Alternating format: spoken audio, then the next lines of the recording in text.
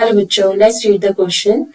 The question is a source-based question from Nationalism in Europe. We are having a comprehension. We have to read it, and after that, we have to give the answers of the question that is given below. So, read the information below and answer the questions that follow. ठीक है, अब हम paragraph को पूरा पढ़ते हैं, समझते हैं, फिर अपने क्वेश्चंस के आंसर करते हैं. So, let's read. The first clear expression of nationalism came with the French Revolution in 1789. कहते हैं कि जो फर्स्ट क्लियर नेशनलिज्म का हमारे पास मेन जो आइडिया था वो कैसे आया फ्रेंच रेवोल्यूशन के साथ. कब आया? 1789 में. So France, as you would remember, was a full-fledged territorial state in 1789 under the rule of an absolute monarch. अगर हम फ्रांस की हिस्ट्री के बारे में पढ़ते हैं, हमने 9th क्लास में भी फ्रेंच रेवोल्यूशन में इस चीज को पढ़ा है कि 1789 में यहाँ पर जो रूल था that was a monarchy rule. Absolute monarchy था. एब्सोल्यूट मोनार्की मींस उनके पास सारी पावर जो है, डिस्पोटिक रूलर्स के पास सारी पावर invested थी. The political and constitutional changes that came in the wake of French Revolution led to the transfer of sovereignty from the monarchy to a body of French citizens.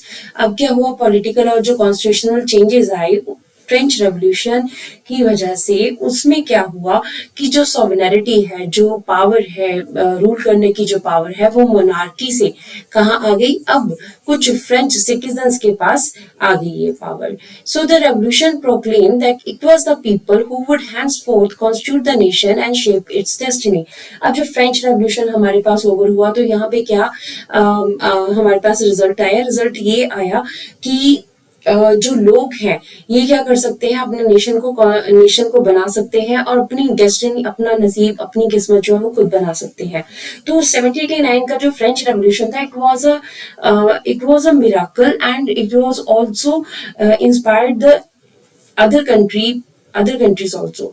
सो हमारे पास यहाँ पे French revolution की बात की जा रही है कि फ्रेंच रेवोल्यूशन जो है 1789 में हमारे पास नेशनलिज्म को सबसे पहला क्लियर एक्सप्रेशन देने वाला कंट्री बनता है. एंड फ्रेंच रेवोल्यूशन के बाद क्या हुआ कि मोनार्की रूल जो है वो फिनिश हुआ और हमारे पास जो पावर है वो फ्रेंच सिटीजन्स के पास चलेगी. तो इस तरह से जो रेवोल्यूशन है that constitute the nation and shape it's destiny. So let's read about the second paragraph. From the very beginning, starting से ही कहते, the French revolutionaries introduced various measures and practices that could create a sense of collective identity. देखिए कहते शुरुआत से ही French revolutionaries ने कुछ ऐसे measures, कुछ ऐसी प्रैक्टिसेस उन्होंने स्टार्ट की थी ताकि वो लोगों का ध्यान अपनी तरफ जो है खींच सके और लोगों का ध्यान अपनी तरफ कर वो कलेक्टिव आइडेंटिटी, उनके अंदर नेशनलिज्म की फीलिंग को जो है जगा सके.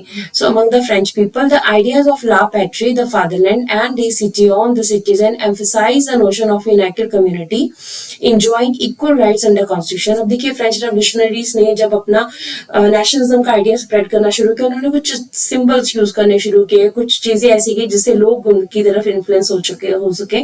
तो इसमें सबसे पहले हमारे पास है ला पैट्री. ला पैट्री मीन्स द फादरलैंड.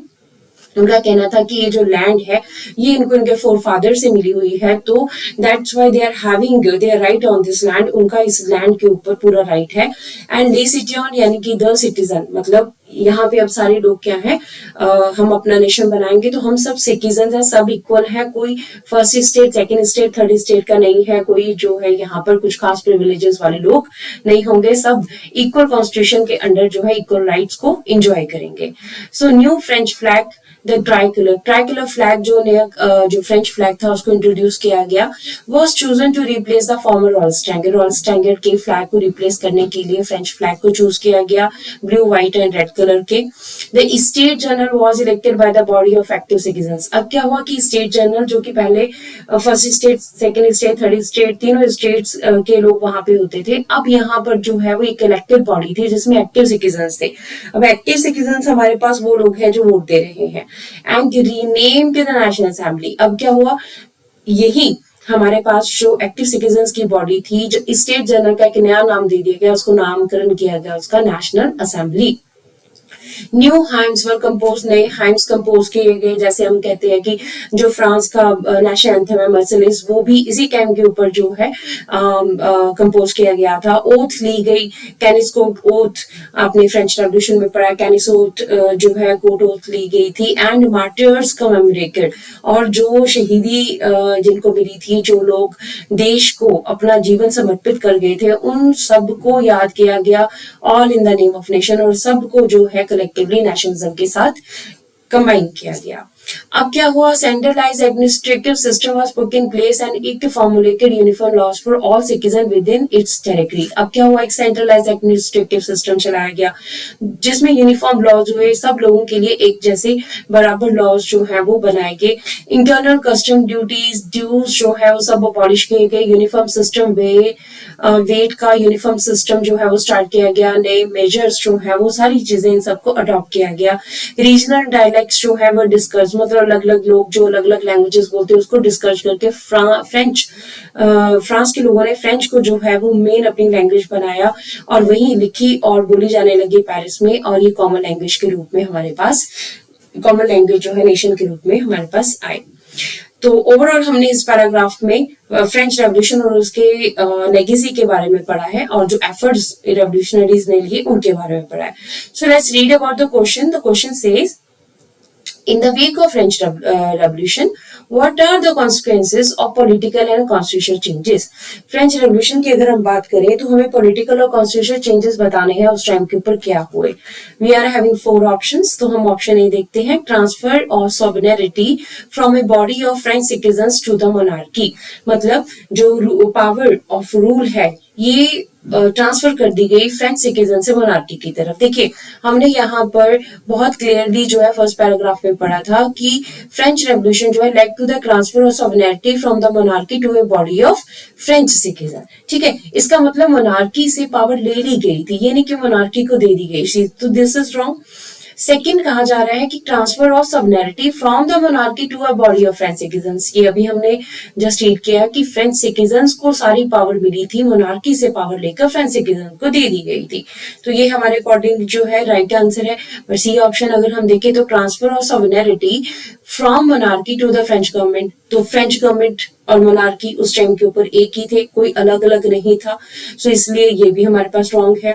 और transfer of sovereignty from the body of French citizen to the French constitution. अब देखिए कॉन्स्टिट्यूशन को पावर नहीं आप दे सकते हो, कॉन्स्टिट्यूशन आपके पास रिटन होएगा, ऑरल होएगा, वो आपके पास रूल्स हैं, they are not to use a sovereignty.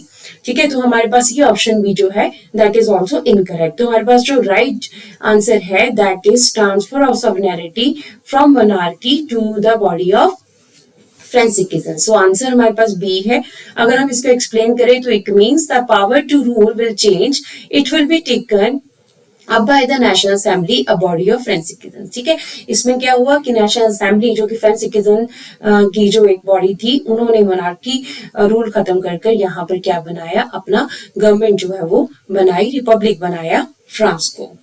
So this is the answer of the source based question. Hope so you understood the question as well as the answer. Thank you.